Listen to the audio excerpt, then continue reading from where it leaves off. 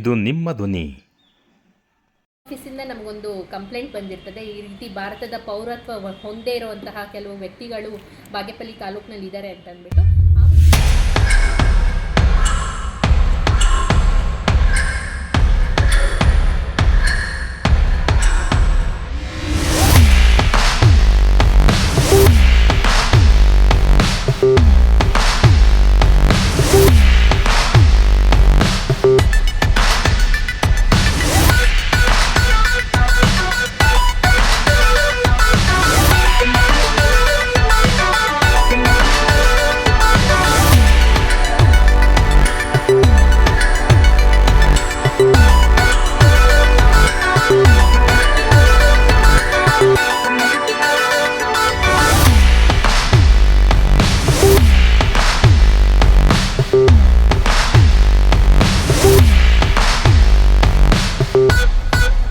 Complaint ಬಂದಿರ್ತದೆ. ಈ ರೀತಿ ಭಾರತದ ಪೌರತ್ವ ಹೊಂದೇ ಇರುವಂತಹ ಕೆಲವು ವ್ಯಕ್ತಿಗಳು ಬಾಗೇಪಲ್ಲಿ ತಾಲೂಕಿನಲ್ಲಿ ಇದ್ದಾರೆ ಅಂತ ಅಂದ್ಬಿಟ್ಟು ಆ ಒಂದು ಕಂಪ್ಲೇಂಟ್ ಮೇರೆಗೆ ನಾವು ವಿಸಿಟ್ ಮಾಡಿದಾಗ ಮತ್ತು ದಾಖಲೆಗಳನ್ನ ನೋಡಿದಾಗ ನಮಗೆ ಆ ರೀತಿ ಭಾರತದ ಪೌರತ್ವ ಹೊಂದೇ ಇರೋರು ವ್ಯಕ್ತಿಗಳು ಕಂಡು ಬಂದಿರ್ತದೆ.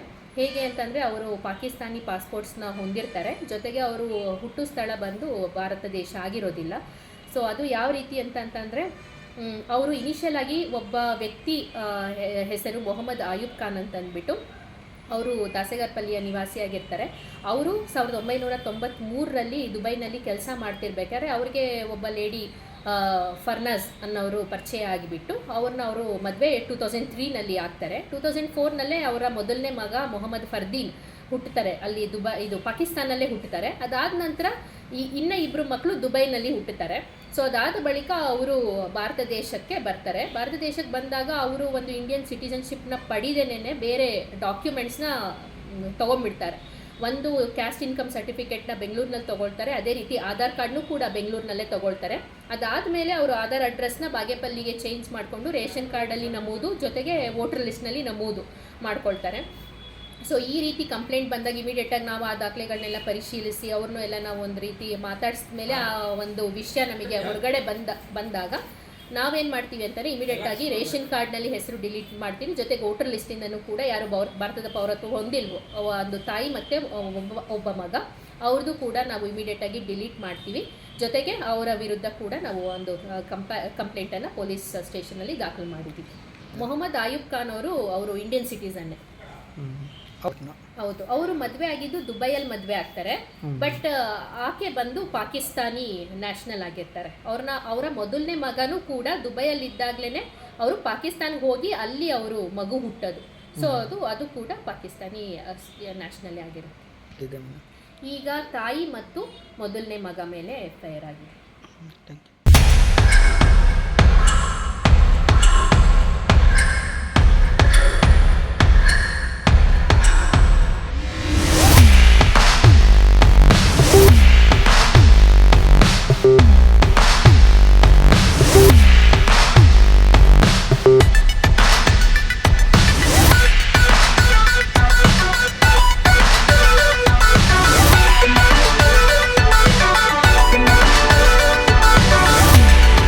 सलाम लियो पब्लिक पूरी।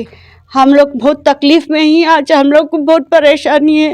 हमारा बच्चा अंदर चले गए, पाकिस्तान से आया, उसकी वीज़ा सब रेडी करके लेके आए, भावच को भी लेके चले गई अंदर। कल से बच्चे को अंदर डाली, एग्ज़ाम है उसका, उसे छोड़ ही नहीं, बोलती नहीं ऐसा है वैसा है करके। सिर्फ आधार कार्ड बनाया, पैन कार्ड बनाया उसने, दूसरा क्या भी क्रिमिनल केस नहीं है उसका। इतने के वास्ते इतनी इशू कर रही इन लोग। अल्लाह तुम लोग को सबको हयाती दे, तुम्हारे बीमारियाँ दूर है। हम लोग को ज़रा मदद करो प्लीज़, ज़रा मदद करो, हमारे तकलीफ़ों में ज़रा साथ आओ। हमारे आदमी बहुत मुश्किल में ही हमें। अच्छा बाहर आना, हमारे भाई की बीवी बाहर आना, बस होता होना सो हमें आके 15 साल के ऊपर हो गया, 15-20 साल, अभी तक ना पासपोर्ट दे रही, ना ढंग से वीज़ा दे रही उनको। ऐसे ही भगा रही उनको, ऐसा जाओ ऐसा ही करो करी, मगर सही नहीं कर रही है लोग। प्लीज़ ज़रा मदद करो हम लोग को।